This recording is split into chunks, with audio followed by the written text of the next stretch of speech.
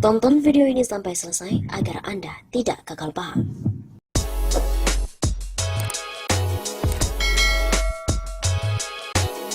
Wah, terungkap Harun Masiku ternyata tak punya uang untuk suap komisioner KPU.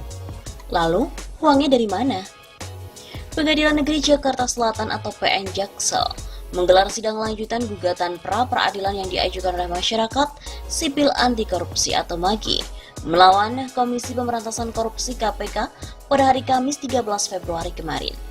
MAGI menggugat KPK yang belum juga menetapkan tersangka baru kasus dugaan suap proses pergantian antar waktu PAW anggota DPR yang menjerat mantan Komisioner KPU Wahyu Setiawan dan juga mantan caleg PDIP Harun Masiku.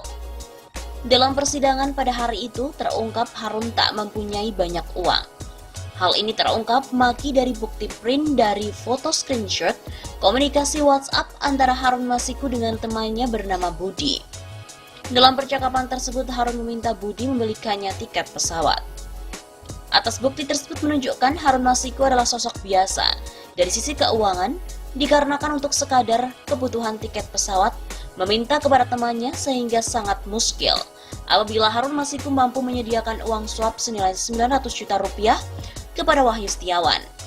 Kata koordinator MAGI, Boyamin Saiman dalam keterangan persnya yang diterima di Jakarta pada hari Kamis 13 Februari. Selain bukti percakapan WhatsApp yang disampaikan MAGI kepada Hakim Tunggal Ratmoho itu, Boyamin juga mengungkapkan pihaknya telah bertemu dengan Budi, teman Harun Masiku yang tercantum dalam tangkapan layar WhatsApp tersebut. Kepada MAGI, Budi membeberkan, Harun Masiku sehari-hari berprofesi sebagai pengacara. Namun Harun jarang bersidang. Terakhir, Harun Masiku menangani klien perusahaan milik orang asing. Namun Harun Masiku tidak bisa membantu kasus hukum perusahaan tersebut, sehingga Harun Masiku tidak dibayar oleh perusahaan milik orang asing tersebut. Kata Boyamin Saiman, atas kondisi itu, Harun Masiku tidak berduit selama 6 bulan terakhir, sehingga sangat diragukan untuk memiliki uang yang dipakai menyuap Wahyu Setiawan. Dengan demikian, MAGI meyakini uang suap dengan total 900 juta rupiah itu berasal dari pihak lain. Hal ini sebagaimana pokok permohonan pra-peradilan MAGI yang mengatakan ada pihak lain yang telah membiayai uang suap kepentingan Harun Masiku. Untuk itu, KPK harus segera menetapkan tersangka baru orang yang diduga membiayai uang suap antara Harun Masiku dan Wahyu Setiawan. Tegas Boyamin Saiman. Diberitakan KPK menetapkan Komisioner KPU Wahyu Setiawan, caleg PDIP Harun Masiku, mantan anggota Bawaslu Agustiani Tio Fridalina dan juga kader PDIP Saiful Bahri sebagai tersangka kasus dugaan suap terkait PAW anggota DPR. Wahyu dan Agustiani diduga menerima suap dari Harun dan Saiful dengan total sekitar 900 juta rupiah. Suap itu diduga diberikan kepada Wahyu agar Harun dapat ditetapkan oleh KPU sebagai anggota DPR menggantikan caleg terpilih dari PDIP, Nazarudin Kemas, yang telah meninggal dunia. 3 dari 4 tersangka kasus tersebut telah mendekam di sel tahanan, sementara tersangka Harun Masiku masih menjadi buron sampai saat ini.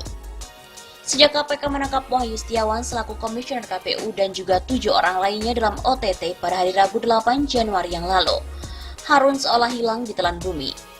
Ditjen Imigrasi sempat menyebut calon anggota DPR dari PDIP pada Pileg 2019 itu melalui Dapil Sumatera Selatan 1 dengan nomor urut 6 telah terbang ke Singapura pada 6 Januari 2020 atau 2 hari sebelum KPK melancarkan OTT dan sampai saat ini belum kembali. Pada 16 Januari, Menkumham yang juga merupakan politikus PDIP Yasona Lawli mengatakan Harun belum kembali ke Indonesia. Padahal pemberitaan media nasional mengatakan Harun telah kembali ke Indonesia pada 7 Januari 2020, di mana telah dilengkapi dengan rekaman CCTV di Bandara Soekarno-Hatta. Bahkan seorang warga mengaku melihat setelah ramai pemberitaan mengenai kembalinya Harun ke Indonesia. Belakangan imigrasi meralat informasi dan mengatakan Harun telah kembali ke Indonesia. Meski dipastikan telah berada di Indonesia, KPK dan kepolisian hingga saat ini belum juga berhasil menangkap Harun Masiku yang telah ditetapkan sebagai buronan atau daftar pencarian orang. Sebelumnya diberitakan, MAGI ingin KPK buka keterlibatan Hasto dalam sidang gugatan. Kuasa Hukum Masyarakat Anti Korupsi Indonesia atau MAKI, Rizky Dwi Cahyoputro, menyayangkan jawaban KPK yang terkesan normatif atas permohonan gugatan terhadap pimpinan KPK dan juga Dewas KPK yang telah dilayangkan oleh MAKI. Jadi jawaban KPK, tanggapan kami sangat menyayangkan, karena kurang banyak mereka hanya menjawab secara normatif. Sedangkan yang kami inginkan adalah buka-bukaan seperti motonya KPK, berani jujur hebat. Buka-bukaan terkait dengan keterlibatan Hasto dan juga kawan-kawan. Ujar Rizky dalam sidang gugatan di Pengadilan Negeri Jakarta Selatan pada hari Selasa 11 Februari. Ia pun menanggapi tanggapan pihak KPK yang disampaikan dalam sidang. Menurut Rizky, pihaknya ingin KPK menyampaikan tanggapan atau sanggahan yang konkret, bukan sekadar menilai perlu penambahan poin dalam pokok perkara yang diajukan, seperti nomor panggilan dan tanggal pemanggilan Sekretaris Jenderal PDIP Hasto Kristianto yang sudah diperiksa sebagai saksi. Kita ingin ada, apakah terkaitnya seperti apa, sejauh mana terkait dengan Hasto dan Doni. Katanya, sebelumnya tim Biro Hukum KPK menyebut MAKI tak memiliki legal standing atas gugatan pra-peradilan terhadap pimpinan KPK dan juga Dewan Pengawas KPK. Tidak terdapat bukti bahwa MAKI telah dapat pengakuan dari Kemenkumham untuk berstatus ormas berbadan hukum. Ujar anggota tim Biro Hukum KPK Natalia Kristanto. Ia menyebut MAKI tak memiliki payung hukum, karena itu MAKI tak memiliki kewenangan untuk mengajukan gugatan. Dengan demikian, hakim harus mengatakan permohonan pemohon tidak dapat diterima. Katanya, diketahui MAKI melayangkan gugatan terhadap pimpinan dan juga Dewan Pengawas KPK. Dalam gugatan tersebut, MAKI juga meminta supaya KPK mengambil langkah agar Sekjen PDIP Hasto Kristianto dan advokat PDIP Doni Tri Istiqomah ditetapkan tersangka dalam kasus dugaan suap yang melibatkan ex-komisioner KPU Wahyu Setiawan. Terdapat 3 poin dasar yang menjadi alasan gugatan tersebut. Yang pertama, KPK dinilai tidak menjalankan tugasnya untuk mengembangkan dan melanjutkan penyidikan dengan menetapkan tersangka baru atau lain dalam bentuk tidak pernah memanggil dan memeriksa seseorang sebagai saksi. Kedua, KPK tidak menetapkan tersangka baru atas seseorang lainnya dengan alasan kekebalan profesi. Padahal KPK pernah menetapkan tersangka dari profesi advokat yaitu Frederick Yunadi dan juga Lukas. Ketiga, KPK dinilai tidak menjalankan tugas dan kewajibannya untuk mengembangkan dan melanjutkan penyidikan dengan menetapkan tersangka baru, yaitu dalam bentuk gagal dan batalnya penggeledahan di kantor pusat sebuah partai politik. Terkait kasus Wahyu Setiawan ini, KPK telah memeriksa Hasto sebagai saksi. Hasto pun juga membantah terlibat atau terkait dengan kasus tersebut. Masyarakat anti korupsi ini mengajukan gugatan pra-peradilan terkait dengan kasus suap anggota KPU Wahyu Setiawan ke Pengadilan Negeri Jakarta Selatan.